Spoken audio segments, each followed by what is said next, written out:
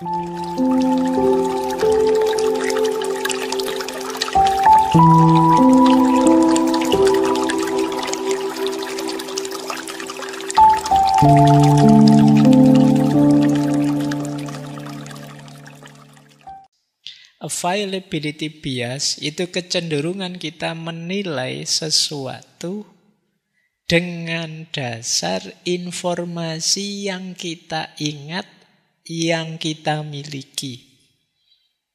Bukan data yang sebenarnya, itu availability bias.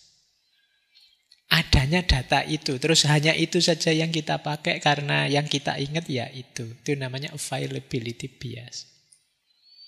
Di situ dicontohkan misalnya kita takut naik pesawat terbang. Kenapa? Kemarin ada berita pesawat terbang jatuh misalnya. Karena berita ini viral bolak-balik kita ingat. Nah, inilah yang kemudian jadi pijakan kita akhirnya. Ini namanya availability bias. Ada enggak kalian yang begini ya? Saya sering dengar kayak gini.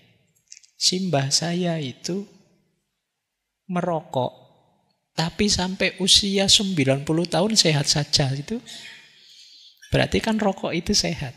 Nah, jadi data yang diingat simbahnya saja.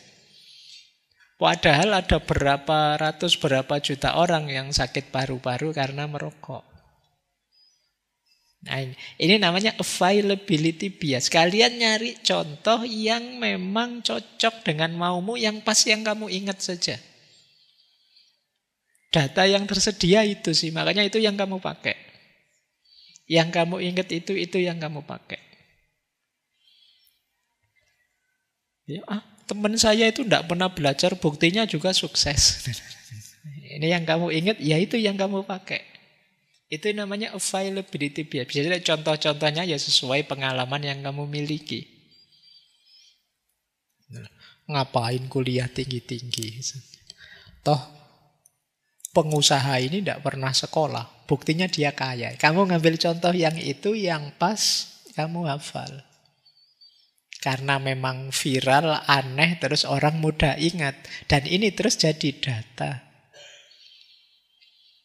Oke ya. Jadi ini namanya availability bias. Oh, teman saya itu jualan online saja kaya raya. Oh, berarti saya harus begitu. Terus kamu gagal.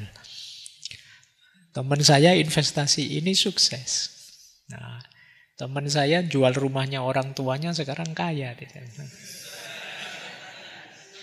Ya, jualan situ rumahnya. Ini namanya availability bias. Jadi kalian punya data sesuai pengalamanmu saja, biasanya yang agak unik-unik makanya teringat. Dan itu yang kalian jadikan dasar. Oke. Otak kita lebih percaya hal-hal yang menyolok emosional, khusus itu dia hafal. Makanya terus tersimpan di kepala kita. Dia jadi data. Dan akhirnya mudah muncul. Oleh karena itu, untuk menghindari availability bias, kalau ada perasaan seperti itu, teman saya jualan online kok sukses. Dicari datanya, apa iya? Orang lain apa juga begitu? Berapa persen yang jualan online sukses, berapa yang gagal, kemungkinan probabilitasnya bagaimana? Nah, ini lebih bertanggung jawab. Jangan hanya mengandalkan ingatan atau viral-viral. Kadang-kadang yang viral itu iya sih benar terjadi, cuma itu khusus. Secara umum tidak begitu. Bandingkan dengan riset-riset pasar yang bertanggung jawab. Ambil jeda, ambil waktu sebelum diputuskan. Jangan sampai tertipu oleh data-data kecil sampingan. Ini namanya availability bias. Nah, kata Kahneman, if something comes to mind easily, we assume it's more common or more likely. Jika sesuatu muncul di pikiran dengan mudah, kita berasumsi bahwa hal itu lebih umum dan lebih mungkin terjadi. Jadi yang muncul di pikiran kita itu, ya kita anggap ya itu yang lebih mungkin terjadi. Ini availability bias. Adanya data itu, yaitu yang dipakai kita anggap itu yang biasa. Lanjut. Ada lagi substitution bias. Substitution itu mengganti. Jadi biasanya kan tadi sistem satu itu pikiran inginnya cepat, gampang, langsung. Sementara kadang-kadang urusan ini kompleks. Akhirnya apa? Pikiran kita kadang-kadang melakukan substitusi pertanyaan-pertanyaan sulit dengan pertanyaan mudah. Contohnya saja ya, lebih gampang. Misalnya pemilihan presiden. Harusnya kan milih presiden itu pertanyaannya siapa yang punya kapasitas mimpin yang baik, punya pengalaman, punya visi ke depan yang jelas. Pertanyaannya kan harusnya ini, cuma jawab pertanyaan ini kan susah. Akhirnya kamu ganti yang gampang. Apakah saya suka dengan orang ini? Nah, kalau itu kan gampang jawabnya. Suka, selesai. Milihnya. Apakah dia kelihatan mantep kalau ngomong? Mantep, ya itu yang saya pilih. Ya, cuma itu. Jadi pertanyaan-pertanyaan sulit karena butuh proses panjang. Akhirnya ditackle oleh sistem satu. Alah, cari pertanyaan yang mudah saja, yang gampang jawabnya. Ini yang mungkin sering jadi masalah kita selama ini. Banyak di antara kita untuk urusan-urusan penting yang vital, kita pakai sistem satu. Ketika sulit jawabnya, pakai substitution bias. Ada ndak yang kemarin milih anggota DPR dipilih yang paling ganteng? Dipilih yang kenal saja.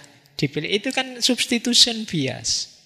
Kamu ganti, Pak saya tidak ada yang kenal Pak, tidak ngerti orangnya yang tak pilih itu siapa satu-satu. Sudahlah tak pilih yang paling ganteng, tak pilih yang kelihatan religius, tak pilih yang... Jadinya begitu cara memilih. Sistem satu yang maju. Padahal harusnya tidak begitu. Nah ini kalian tahu ya sekarang alasannya kenapa kok kita sering salah pilih pemimpin itu. Ya kamu sendiri masalahnya. Yang kamu pakai sistemnya salah. Sistem satu yang maju bukan sistem dua. Akhirnya ya rasanya kapan ya sampai hari ini kan masih banyak orang kapan ya kita dapat pemimpin yang baik. Loh ya kamu milihnya yang bertanggung jawab dong. Dengan sistem 2, tidak hanya sistem 1. Itu salah satu contohnya, substitution bias. Nah, ya sama sih secara ekonomi juga begitu. Kita misalnya membeli rumah itu, mana rumah yang nyaman, mana mobil yang bisa cocok dengan kerja saya, yang nilainya terbaik dan lain sebagainya. Itu kan jawabnya susah. Paling gampang apa? Mana rumah yang keren, mana mobil yang kelihatan wow, kelihatan hebat, itu lebih gampang. Apakah bisnis ini prospeknya jelas, itu sulit. Lebih gampang apa? Apakah bisnis ini viral atau tidak, banyak yang ikut atau tidak, itu lebih gampang. Jadi ini substitution bias. Memang otak kita itu canggih sih, cuma kita kadang-kadang ogah ribet. Pak, hidup ini sudah banyak masalah, Pak. Kalau mikir lagi, sudahlah. Padahal kalian tidak tahu, ini penting untuk hidupmu. Tapi kamu lebih milih otak satu, sistem satu saja yang kamu ajukan, bukan sistem 2. Jadi, kalau sistem satu memang dia ingin yang lebih nyaman, jawabnya pakai intuisi saja. Dengan emosi saja. Intuisi itu ya pokoknya insting saja sih Pak. Gambarnya banyak sih Pak. Waktu pilihan itu tak kira-kira ini pokoknya yang nomor 7 dari kanan seperti ini. Kayak kamu ngarang gitu kadang-kadang. Oke. Kita tidak sadar bahwa kita sudah ganti sistem. Yang harusnya sistem 2, yang maju sistem 1. Maka kalau kalian merasa kena penyakit ini, coba ya, yang pertama, coba kalian sadari. Kamu itu ingin jawab apa? Yang kamu inginkan apa? Misalnya tadi pemimpin, kamu ingin pemimpin yang bagaimana? Mosok sih cuma lihat tampilannya, masa sih dasarnya hanya kamu suka atau tidak? Nah, ini kamu tanyakan lagi. Jadi pertanyaanmu, kriteriamu kamu tanyakan lagi. Kemudian coba pisahkan antara fakta dengan perasaan. Apakah penilaianmu berdasarkan data atau hanya kesanmu saja?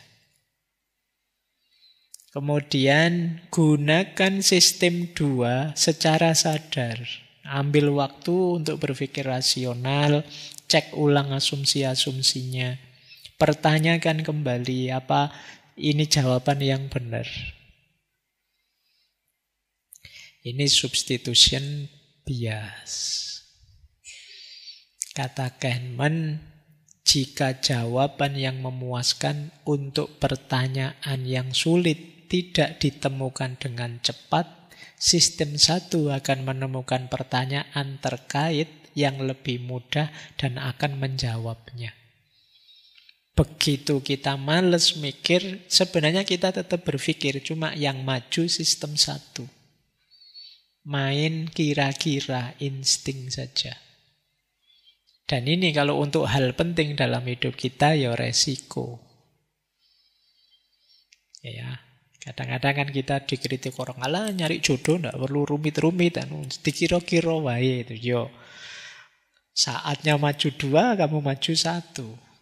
Terus nanti baru di belakang menyesal, kenapa kemarin saya nggak mikir ya. Jadi kadang sering itu, ada banyak hal yang kita, kenapa kok kemarin saya nggak mikir. Akhirnya milih jurusan kuliah keliru, milih jodoh ya salah, milih apa, akhirnya gitu. Kenapa? Kita tidak optimal mendayagunakan akal budi kita. Baik, itu yang ketiga. Yang keempat, confirmation bias. Confirmation bias itu kecenderungan kita untuk mencari, menafsirkan, mengingat informasi yang mendukung keyakinan kita saja dan mengabaikan yang bertentangan. Ini namanya confirmation bias.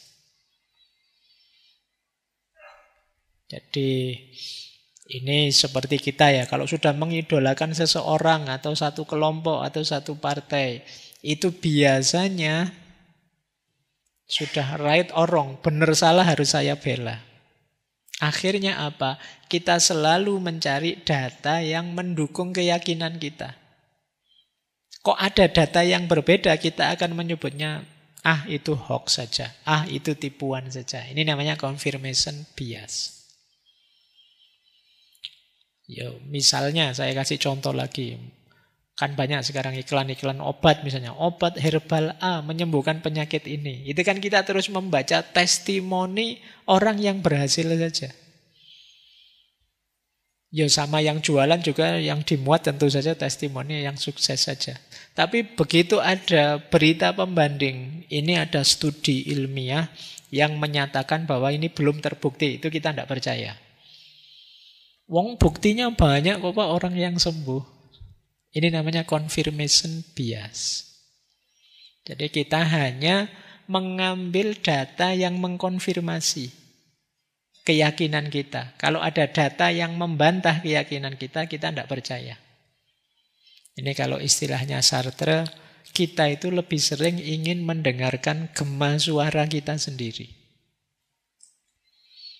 Jadi pokoknya saya mantepnya ini Pak, yakinnya itu Pak. Itu memang lebih gampang karena sistem 1, pikiran kita itu lebih senang dengan keyakinan-keyakinan, bukan kritisisme. Sama kayak kalian, di situ saya contohkan ramalan bintang. Ada yang rajin baca ramalan-ramalan zodiak gitu. Itu kan kalian senang sekali kalau pas ramalannya cocok. Loh kan bener kan, memang di ramalan itu minggu ini saya ekonominya agak drop. Ternyata bener saya. Itu kamu mesti yang kamu ingat-ingat cocoknya. Yang tidak cocok kamu tidak peduli. Begitu ada yang tidak cocok kan kamu cuek. Ini confirmation bias. Itulah kenapa peramal-peramal itu laku. Kenapa? Yang kamu ingat-ingat yang cocok saja. Yang tidak cocok kamu abaikan. Misalnya saya ngeramal ini. Tahun ini akan ada sekian bencana, ada artis yang ditangkap polisi, ada itu. Itu dari sekian banyak ramalan, 1, 2 mesti ada yang nyantol. Begitu ada yang cocok, tambah wow, hebat ternyata peramal ini. Kenapa? Pikiran kita cenderung mengafirmasi yang cocok saja, yang tidak cocok kita abaikan. Ini yang disebut confirmation bias. Padahal yang ngeramalnya 30 sih, yang cocok 2. Itu pun kita sebut hebat, ini bisa cocok, bisa pas loh.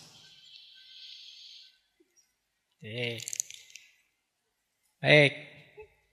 Nah, ya kalau bisnis juga begitu. Kadang-kadang kita punya yakin bahwa bisnis kita ini luar biasa. Kalau ada teman kita ngeritik, oh kamu tidak paham saja saya. Orang ngeritik kamu misalnya, mas gak cocok ini tidak sesuai. Alah kamu tidak ngerti saya. Yang paling ngerti saya sendiri, bukan kamu. Ini jenis confirmation bias. Kamu hanya menerima yang mendukung. Yang tidak mendukung kamu abaikan. Kenapa bisa begitu? Otak kita lebih senang dengan penegasan keyakinan. Yakin sajalah, mantap sajalah. Itu kan enak kita. Otak kita itu santai kalau sudah orang bilang pasti bisa. Yakinlah, itu enak. Dia tidak mikir, tidak mengkritisi. Makanya kita lebih mudah menerima. Daripada orang nyuruh, coba dipertimbangkan lagi, coba dipikir lagi. Itu kita, walah pak, lama ini mesti. Kita lebih senang ditegaskan, mantaplah, yakinlah. Karena itu tabiatnya otak. Kalau ada yang berbeda, dia merasa terancam. Akhirnya otomatis memfilter. Nah, menghindari confirmation bias apa? Yang pertama, coba beranikan diri untuk cari informasi yang berbeda. Bila perlu yang bertentangan. Nah, ini latihan ya, biar tidak terjebak confirmation bias. Yang kedua, boleh gunakan namanya devil advocate. Coba perankan dirimu misalnya jadi yang membantah gagasanmu sendiri. Kelemahannya di mana, kurangnya di mana. Atau diskusi dengan orang yang memang alirannya beda, pandangannya beda. Terus fokus pada datanya, bukan keyakinanmu yang awal. Nah, ini cara-cara ya untuk menghindari confirmation bias. Biar kita tidak terjebak di situ. Kata Kahneman, berlawanan dengan para filosof sains yang menyarankan menguji hipotesis dan mencoba membantahnya. Orang-orang, kadang-kadang juga ilmuwan, mencari data yang mungkin sesuai dengan keyakinan yang mereka pegangi saat ini. Sebagian besar orang nyari yang cocok saja sih dengan data mereka.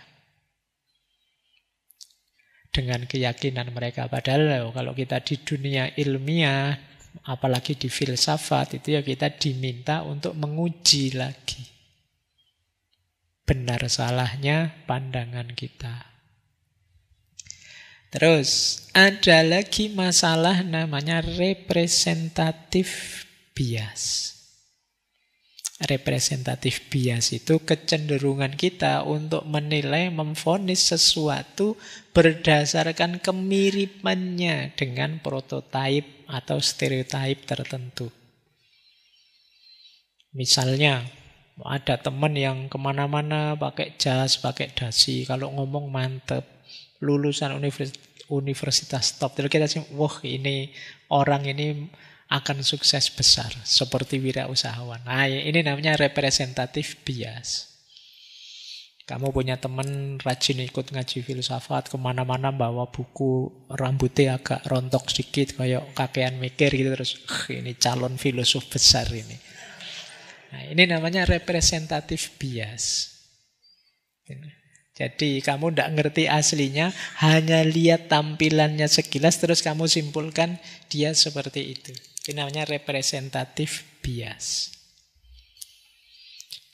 Kalian ada teman yang tinggalnya di rumah besar, mobilnya mewah, kelihatan sering liburan. Terus kita, wah ini mesti orang kaya, orang bahagia. Seneng ya hidup seperti itu. Padahal kamu tidak tahu, jangan-jangan dia utangnya banyak, tiap bulan cicilannya besar.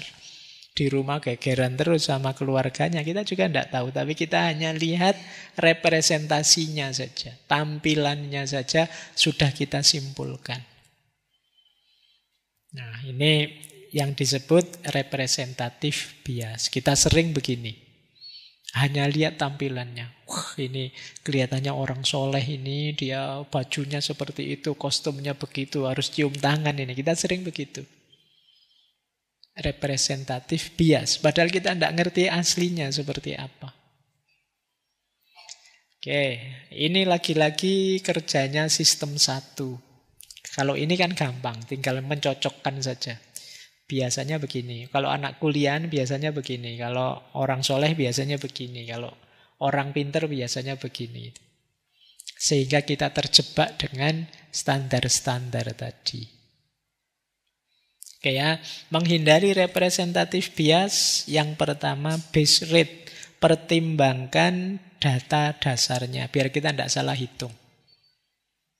Benar tidak sih dia ini orang yang bisa dipercaya, soleh, rajin. Itu kan kita lihat aslinya kehidupannya, bukan dari tampilannya. Evaluasi faktanya, bukan kesannya. Sadari beda antara narasi dengan realitas. Jadi ini yang sering orang salah paham. Namanya representative bias. Kata Kahneman, similarity is not a reliable guide to probability. Kesamaan tidak bisa jadi ukuran untuk mengukur kemungkinan. Jadi kalau sekedar mirip saja, ya tidak bisa kita ngukur dia beneran baik atau tidak, dia beneran soleh atau tidak, beneran pinter atau tidak. Untuk tahu ya diteliti benar sampai ke dalam datanya, biar tidak ketipu. Yo, kita ini kan sering tertipu. Terus yang keenam, halo effect. Ini halo effect ini sederhananya banyak orang tertipu karena kesan pertama. Ya, karena memang biasanya kesan pertama itu begitu menggoda. Jadi lihat temenmu kesan pertamanya gimana? Anak ini rasanya sopan, tidak apa-apa lah nginep di kamar, tidak apa-apa. Terus besok laptopmu hilang. Nah, ini karena apa? Halo effect. Jadi entah kesan negatif atau kesan positif. Ini juga kerjanya sistem 1.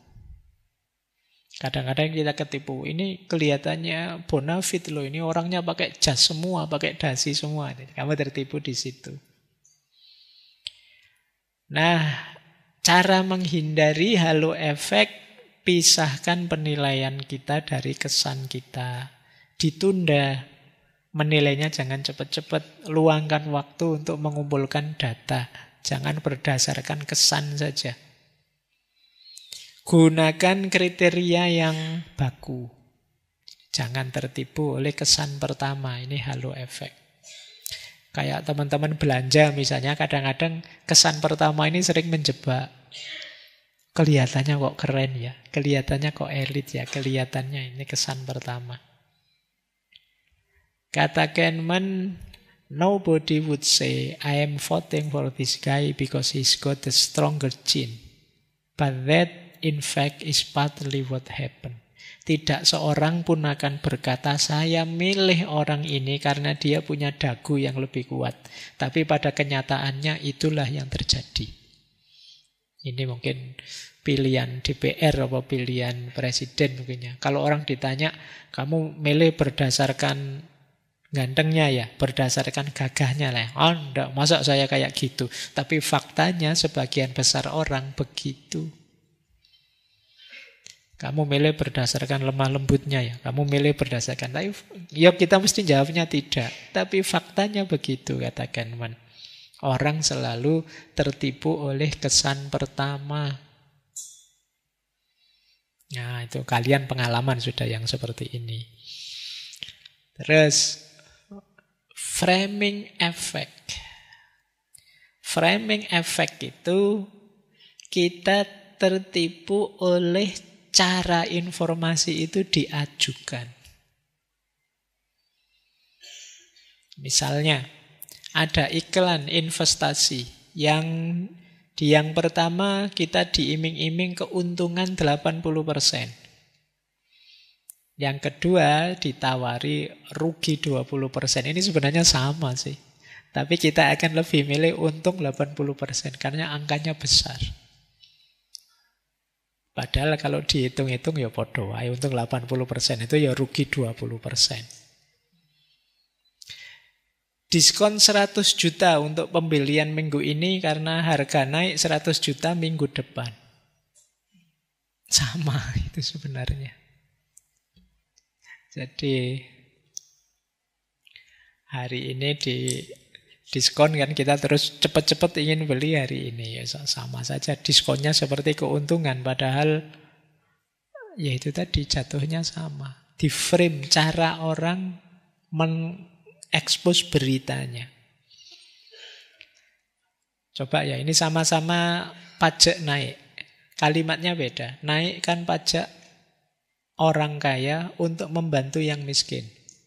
Yang kedua kalimatnya, ambil kembali lebih banyak dari yang sudah mereka peroleh dari orang kaya itu. Itu kalimat kedua rasanya perjuangan menegakkan keadilan. Sebenarnya maksudnya sama, menaikkan pajak saja sih. Jadi cara informasi disajikan itu kadang-kadang mempengaruhi kita. Gaji bersih 7 juta. Yang satu bilang gajinya 8 juta loh. Meskipun nanti 1 juta untuk BPJS. Nah, cuma ya kayak gini. Ini sering menipu kita. Entah di yang pertama, entah di yang kedua. Ini namanya framing. Berita itu ditampilkan pada kita sudah di frame-nya masing-masing. Dulu pernah kita bahas waktu di post-truth itu ya, ada gambar orang tentara yang satu nembak, yang satu ngasih minuman. Padahal momennya ya memang yang di depan ngasih minuman, yang di belakang ngancam dengan tembakan. Tapi frame-nya bisa, yang pro ya diambil yang ngasih minuman saja, yang anti diambil yang nembak saja. Itu cara menampilkan informasi. Oke. Itu lagi-lagi sistem 1 yang memfeta kompli. Sistem 2-nya jarang dipakai. Karena itu untuk menghindari frame, fokus pada isi bukan kata-kata. Pokoknya lihat datanya. Pastikan kita pertama-tama melihatnya itu netral saja. Jadi kata Kahneman, cara yang berbeda dalam menyajikan informasi yang sama seringkali menimbulkan emosi yang berbeda. Ya, sama-sama tanya kamu sudah tidur, misalnya, yang satu pakai kalimat apakah engkau sudah tidur? Maaf ya mengganggu. Yang satu sudah tidur belum? Itu kan rasanya beda. Padahal maksudnya sama. Lanjut. Ada endowment effect. Endowment effect itu ketika kita menganggap sesuatu yang kita miliki atau berhubungan dengan kita itu nilainya lebih tinggi. Misalnya ya, saya mau jual HP ini, terus ditawar murah, terus saya bilang, jangan murah-murah dong, ini penuh kenangan loh. Kita inginnya dibeli lebih mahal. Padahal ya faktanya ya HP bekas paling berapa.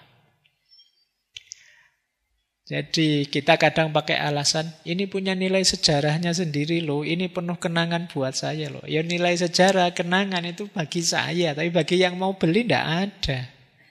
Tapi kita pinginnya harganya tinggi saja. Ini namanya endowment effect.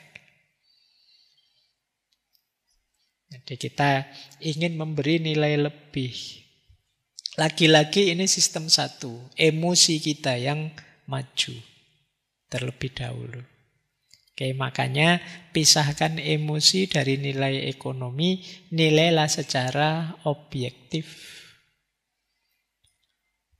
Kata Kahneman, ide dasar dari efek endowment adalah orang seringkali menuntut lebih banyak untuk melepaskan sebuah objek daripada yang bersedia mereka bayar untuk memperolehnya. Jadi semakin melekat ke kita, kita merasa semakin mahal. Dan kita menganggap orang lain juga harus seperti itu. Ini endowment effect. Ada lagi overconfident bias. Ini kadang orang menyebutnya dengan Dunning-Kruger effect. Overconfident bias itu ketika kita terlalu percaya diri sehingga penilaian kita jadi tidak objektif. Overconfident bias itu bisa jenis overestimation, bisa jenis overplacement, bisa jenis overprecision. Yang pertama melebih-lebihkan kemampuan sendiri, yang kedua menilai diri lebih baik dari orang lain, dan yang ketiga terlalu yakin bahwa prediksi kita akurat. Ini namanya overconfident. Pasti sukses Pak saya. Pasti berhasil Pak saya. Ini kalimat-kalimat ini menunjukkan overconfident dan ini bisa blunder. Jadi mari membaca sesuatu secara lebih objektif saja. Pilihan saya mesti nanti akan berhasil itu. Bisa ya, bisa enggak. Bisnis yang saya kelola mesti akan sukses. Ini overconfident. Kata Kahneman, kita cenderung melebih-lebihkan pemahaman kita tentang dunia dan meremehkan peran peluang. Maksudnya Kahneman, kita itu merasa bahwa pemahaman kita paling benar. Pemahaman kita paling cocok, paling sesuai. Padahal segala sesuatu itu hanya chance. Bisa ya, bisa tidak. Bahkan kita mantap semantap-mantapnya tentang sesuatu, bisa saja ternyata yang terjadi bukan itu. Ini membuat kita kecewa. Baik, ini saya yang di belakang agak cepat karena waktunya. Karena setelah ini kalian makan, jangan sampai ganggu waktu makanmu. Oke, baik ya, nanti diulang lagi, didengarkan pelan-pelan yang saya sampaikan. Bias-bias ini sebenarnya yang paling sering membuat kita tidak objektif menilai kekayaan, ekonomi, menghitung diri kita, dan lain sebagainya. Ada kalanya overconfident, terlalu pede, ada kalanya endowment, menilai terlalu tinggi milik kita yang dekat dengan kita, ada kalanya framing, jadi kita ditipu oleh sudut pandang tertentu, ada kalanya halo effect, kita terjebak oleh kesan pertama, ada kalanya representatif, jadi kita tertipu oleh gambaran-gambaran kita sendiri tentang sesuatu. Ada kala confirmation bias, kita hanya mencari informasi yang mendukung pandangan kita. Ada kalanya substitution bias, kita mencari yang lebih mudah saja, yang tidak banyak perlu mikir dengan memberi pertanyaan yang lebih gampang. Ada availability bias, kita hanya membuktikan sesuatu dengan data yang kita miliki saja, yang ada, yang kita ingat saja, dan ada anchoring bias. Kita tertipu oleh informasi awal, data pertama. Ini bias-bias yang sering terjadi dalam penilaian kita.